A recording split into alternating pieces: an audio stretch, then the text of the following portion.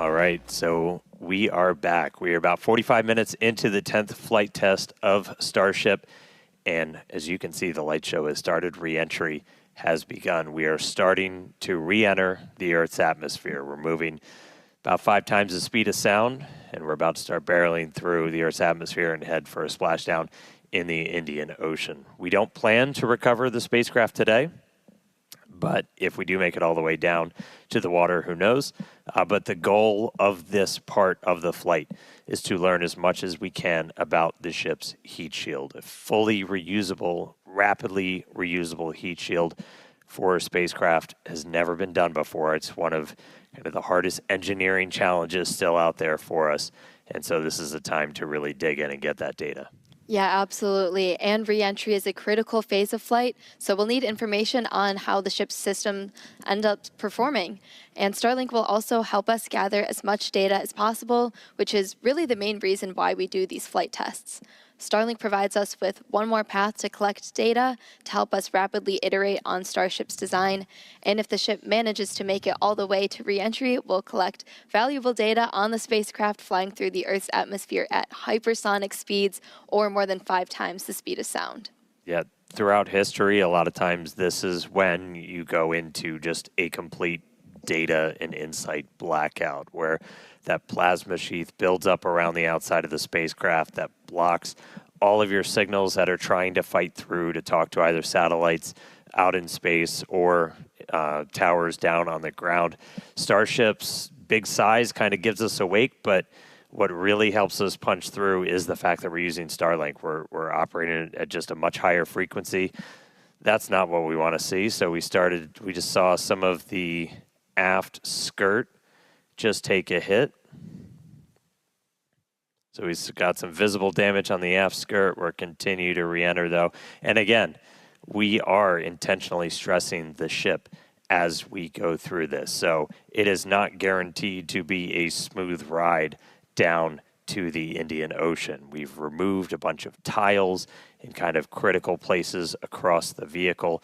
So seeing stuff like that is still valuable to us. We are trying to kind of push this vehicle to the limits to learn what its limits are as we design our next version of Starship. So 47 minutes, 45 seconds into the flight, excitement ticking up a little bit on re-entry already, but the light show is continuing. This re-entry is going to take about 20 minutes or so until our planned splashdown. We were trying to splash down about 1 hour and 6 minutes into the flight. Yeah, and one day Starship is designed to land on Mars, where there are obviously no runways or other humans to help us out. So we are doing propulsive landing instead of more traditional means such as parachutes. And propulsive landing enables us to have more rapid reusability with these vehicles. Yeah, the ship itself, it's a little over 50 meters tall. We've got those 6 engines on board, the 3 vacuum, the 3 sea level, and they're down in that aft skirt region, which flaps have control. All right, so at this point, the flaps have control. That means we're getting into a dense enough part of the atmosphere that the flaps can start controlling us. We're not only reliant on those kind of reaction control system thrusters. We're going to continue hearing some callouts as the ship makes its way back to Earth. So when we hear entry max heating and entry max Q, that will mean the ship has made it through the maximum heating and aerodynamic loads it will experience as it returns. So if it makes it through those, we can say we're doing pretty well. I will say I'm happy re-entry cleaned off this camera for us. It was a little dirty from the weather, so thank you, Plasma, for giving us this view as we start coming down.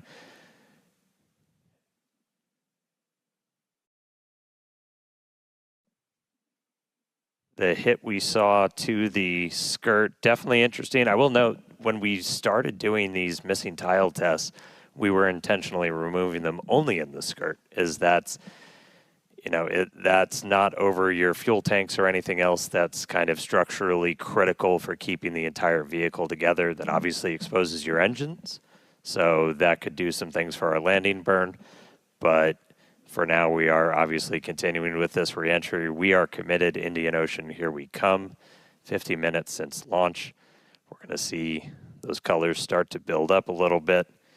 We are at the point where we're in dense enough atmosphere that the flaps have control. So about 74 kilometers in altitude. And you were starting to see some sunlight, so we intentionally time these launches right now so we have daylight. The sun should actually come up over the horizon on Starship in about 3 minutes. So as we get a little bit further into this reentry, that inky black below you is going to start to look like clouds and hopefully a bright blue ocean as we make our way down onto the other side of the planet.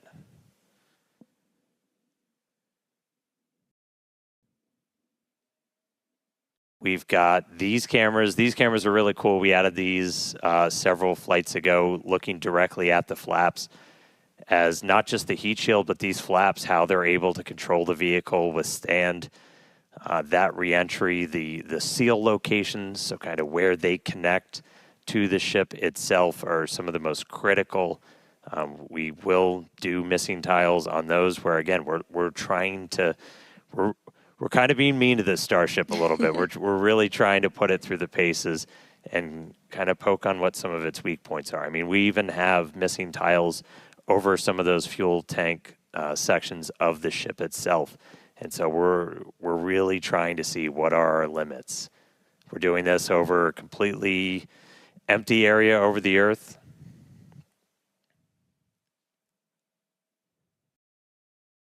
Look at our Raptors there. We are, assuming we make it all the way down to the ocean in one piece, we will attempt a flip and a landing burn. We do have at least one buoy, everybody's favorite camera person, out in the Indian Ocean right now, being powered by Starlink. So that's at our planned landing location. So if we're able to get any live views of the ship, that'll essentially tell you that we nailed our target. Able to do that on our 6th flight test, do it in the daytime, which was really exciting.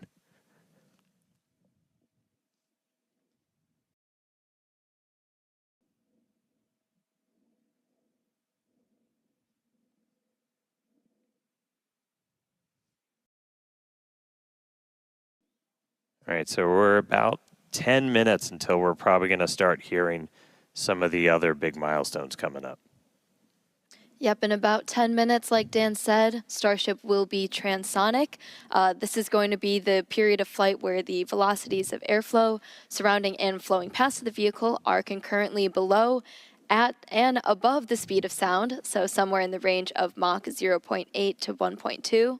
For reference, commercial jets have a range of cruising speeds, but most of them fly at speeds between Mach 0.74 and Mach 0.85, so that's 480 to 575 miles per hour or 770 to 930 kilometers per hour. And after transonic comes subsonic. That just means you're slower than the speed of sound. We're still well in excess of that right now. But by the time we hit subsonic, we're essentially belly flopping down. There we go. There's that sunlight. So we're seeing the Earth now come back into view. One of the other things we're doing during this, and you're going to see Starship kind of pitch in some pretty, not extreme ways, but a little extreme, as we're trying to really stress the structure of the ship itself, specifically those aft flaps, so the ones in the very bottom of the vehicle. We're pushing not just how well does the heat shield hold up, but how well does the ship structure hold up. We are pushing it beyond essentially what we think we'll have to fly at to do something like a return to launch site. So again, may not be a very smooth ride downhill, but we're doing that by design. We're really trying to find what are the edges that we can operate at, build up a good data set. But sun is up, clouds and water down below us. We are just about 10 minutes away, a little less than 10 minutes now, until we start hitting transonic and then subsonic. Once we hit subsonic, we're basically just belly flopping.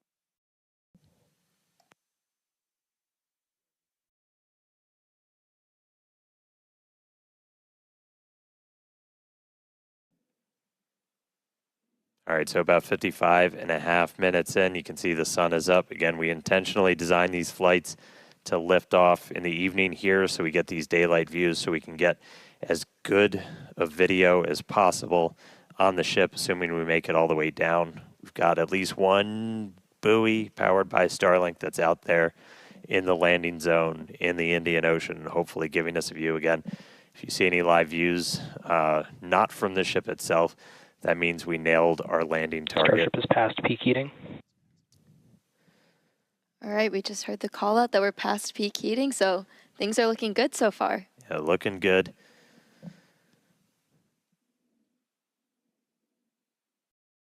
And at this point, again, the flaps are controlling, so this movement you're seeing is that forward flap moving to try and just maintain control, maintain attitude of the vehicle as we're coming down.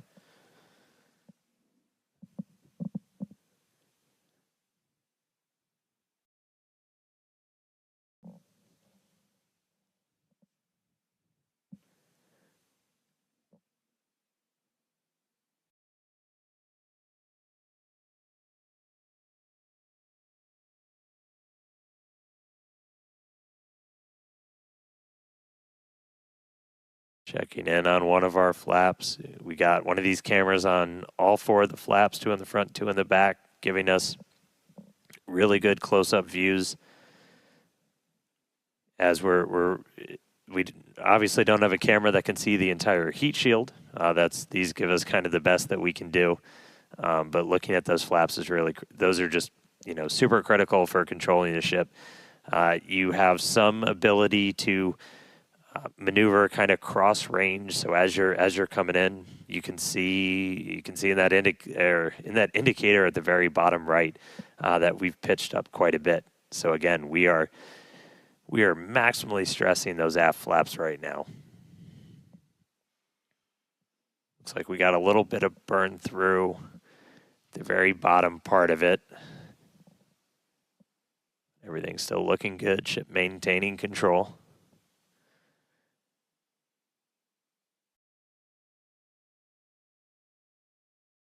We should be just about 5 minutes away until we hear that we're transonic.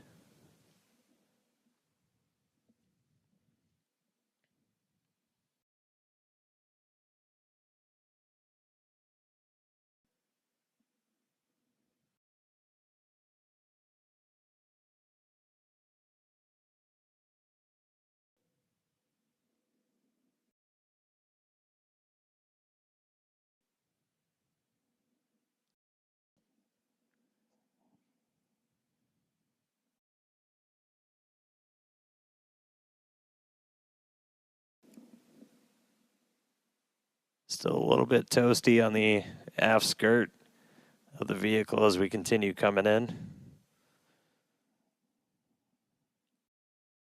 Again, we are intentionally stressing the flaps so we can learn all we can.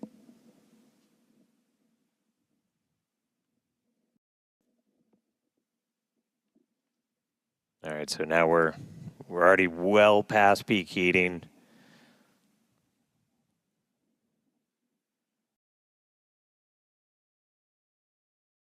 Just about 48, 49, counting down to 48 kilometers in altitude.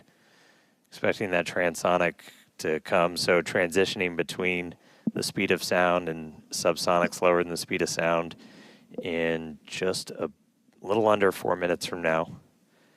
And right now we've got kind of a lot of forward momentum, a lot of forward velocity, and then eventually by the time we hit subsonic. All right, here we go. So this is what we've been talking about, where we are going to essentially try to fully deploy those aft flaps and really stress them out. So again, this is meant to test the extremes for the vehicle.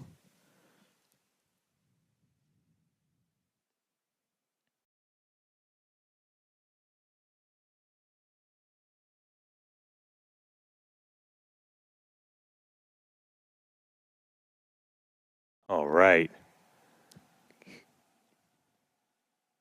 See those flaps swinging out? Again, we're putting ship through the ringer on this flight in.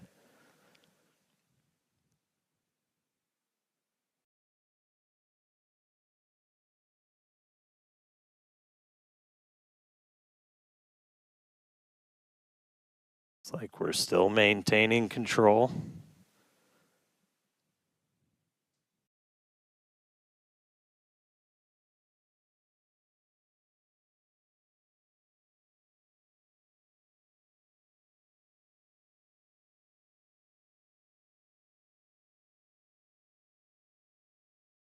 All right, Flaps earning their paycheck today, getting through kind of that max stressing. Definitely things looking good so far.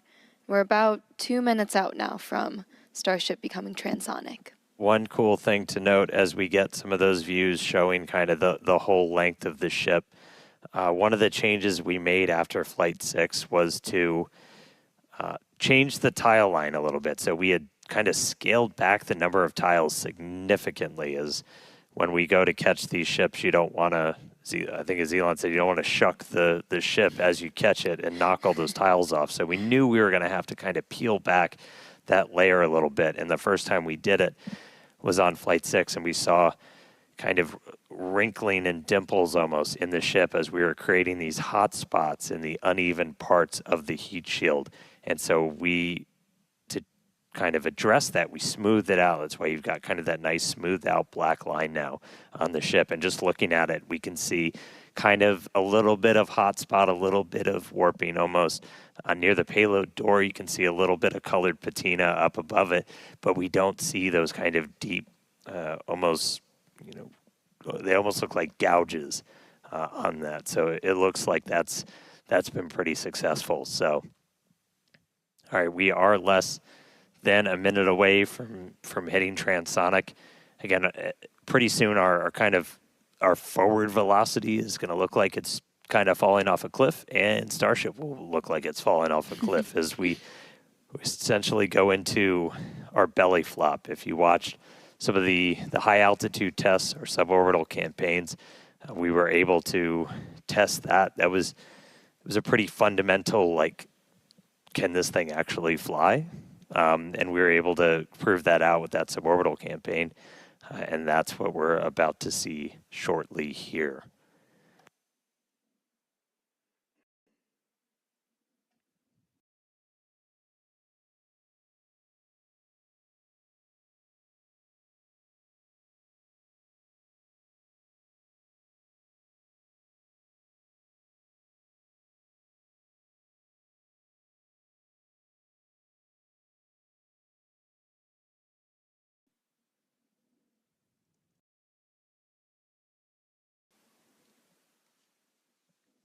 All right, so at this point, we've dropped below the speed of sound, so Starship itself is subsonic.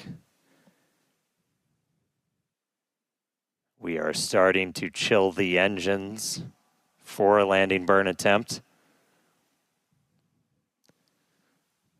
Landing flip supposed to start in a little over 2 minutes. Subsonic Indian Ocean, we're on our way. Starship is subsonic. There we go.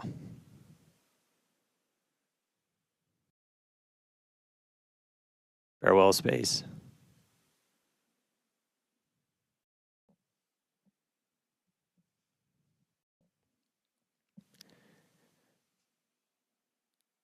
right, so coming up in just a little under 2 minutes, so we're going to do the flip and the burn. So we're only using those 3 center Raptor engines, the sea levels, the ones that can kind of gimbal, that can move around and steer. Dipping the nose down a little bit.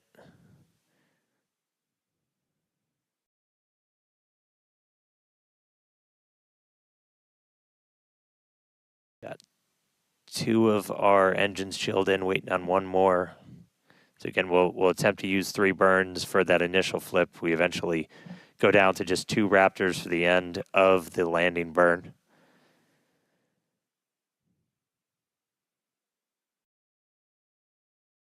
Just about 1 minute now from that landing flip and landing burn start.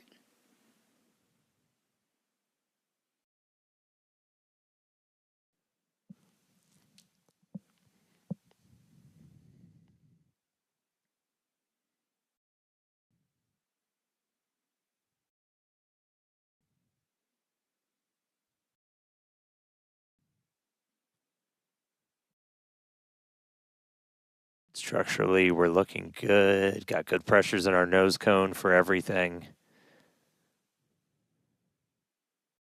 Just about 30 seconds. So again, we're going to look for the flip. So Starship's doing its belly flop right now. We're going to do the flip. Swing out. Let's punch through some clouds first.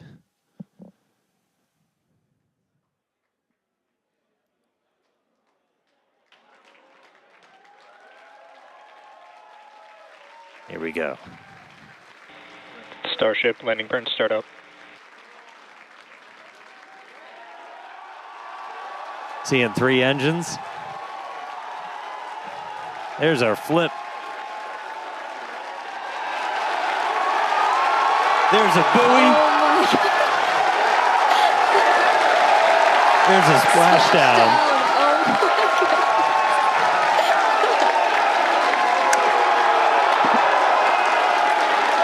Hey.